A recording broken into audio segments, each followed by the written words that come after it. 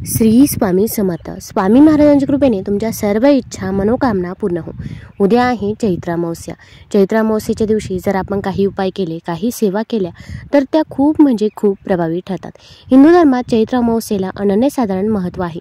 स्नान, दान, पितरांची पूजा, पितृतर्पण यासाठी हा दिवस शुभ मानला जातो. तसेच या दिवशी पवित्र तीर्थस्थानी स्नान करणे याला देखील खूप महत्त्व आहे. पिंपळाच्या झाडाखाली पितरांचा वास असतो अशी मान्यता आहे. या दिवशी पिंपळाच्या झाडाची पूजा करावी, त्यावर जल चढवावे आणि दिवा लावावा. काळ्या तिळाचं दान केल्याने पितरांना शांती मिळते. तसेच गरिबांना अन्नदान केल्यानं पितरांना तृप्ती मिळते. त्याचबरोबर गरजूंना वस्त्रदान केल्यानं पुण्यफळ मिळते. तसेच गायीला चारा खाऊ घातल्याने पितृ प्रसन्न होतात. अमावस्येच्या दिवशी पितरांच्या नावाने पिंडदान करणं फार शुभ मानलं जातो. तसेच या अमावस्येच्या दिवशी विधिवत पूजा करून श्राद्ध केल्याने पितरांना मोक्ष प्राप्ती मिळते. तसेच पितरांचा आशीर्वाद देखील आपल्याला मिळत असतो.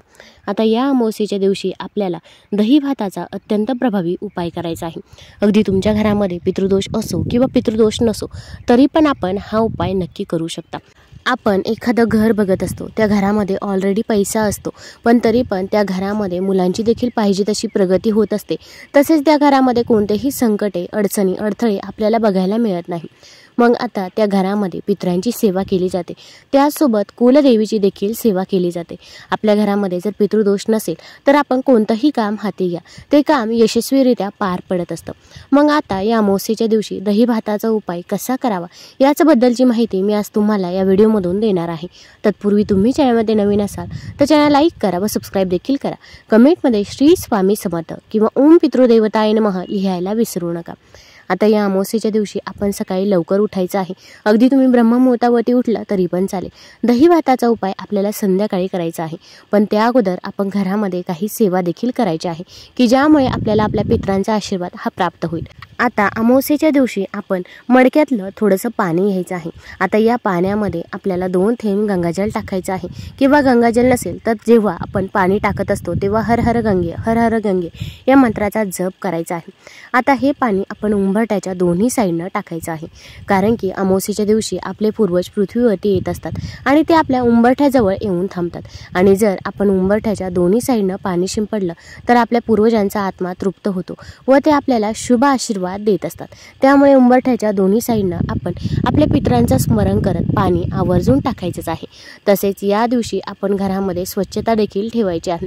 आंब्याच्या पानांचं तोरण लावावं, दरवाजावरती देखील स्वस्तिक काढायचं आहे. आता आपल्याला दही भाताचा उपाय संध्याकाळी करायचा आहे. अगदी जेव्हा तुम्ही रात्री झोपण्यासाठी जाता तेव्हा जरी तुम्ही हा उपाय केला तरी पण चालेल.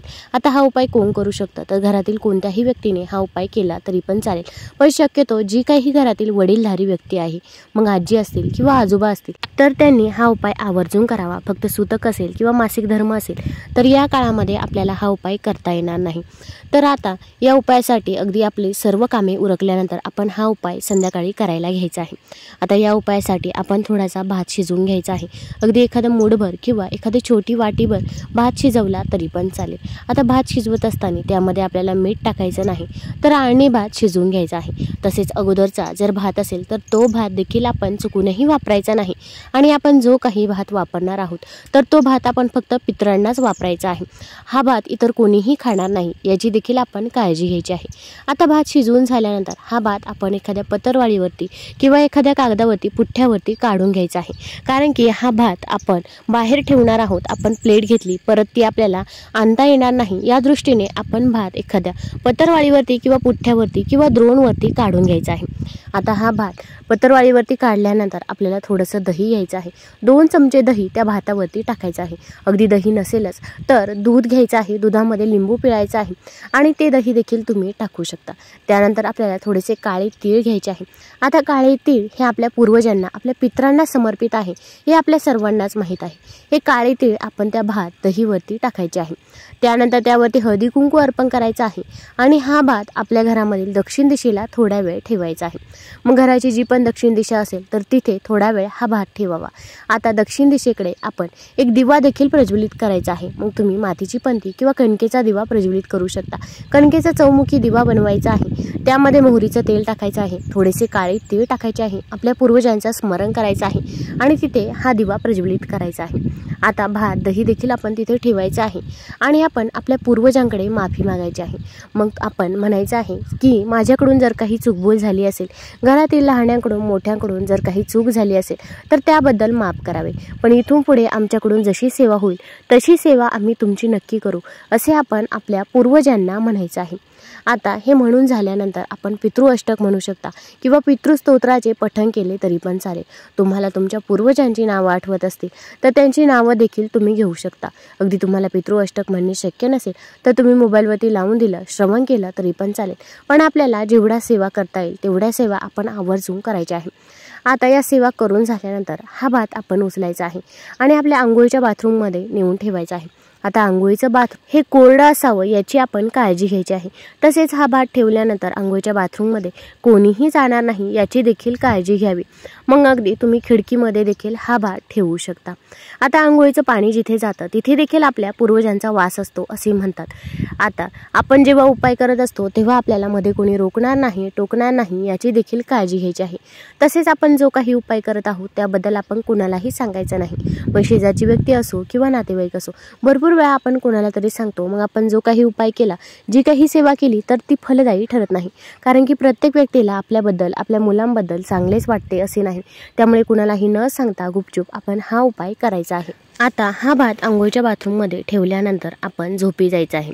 आता दुसऱ्या दिवशी सकाळी उठल्यानंतर सर्वात प्रथम आपण आंघोळीच्या बाथरूममध्ये जायचं आहे आणि हा भात आपण तिथून उचलायचा आहे। आता हा भात उचलल्यानंतर आपण घराच्या बाहेर जायचं आहे। आपण दक्षिण दिशेकडे गेला तरी पण चालेल।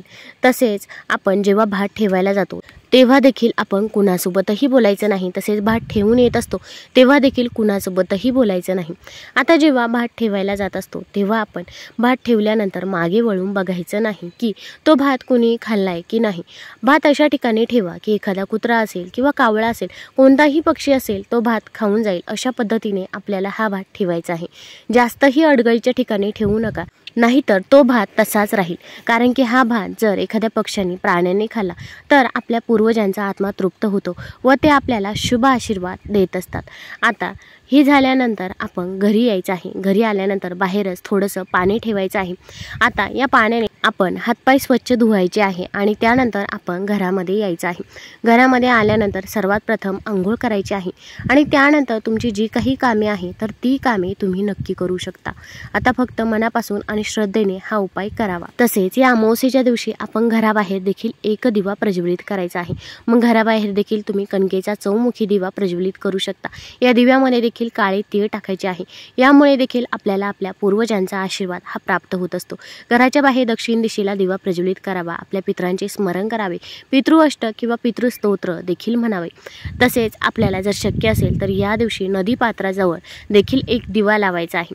मग अगदी तुम्ही तलावाजवळ, नदीकाठी देखील दिवा लावू शकता, अगदी विहिरीजवळ देखील दिवा लावला तरी पण चालेल। कणकेचा दिवा लावायचा आहे आणि आपण आपल्या पूर्वजांचे स्मरण देखील करायचे आहे।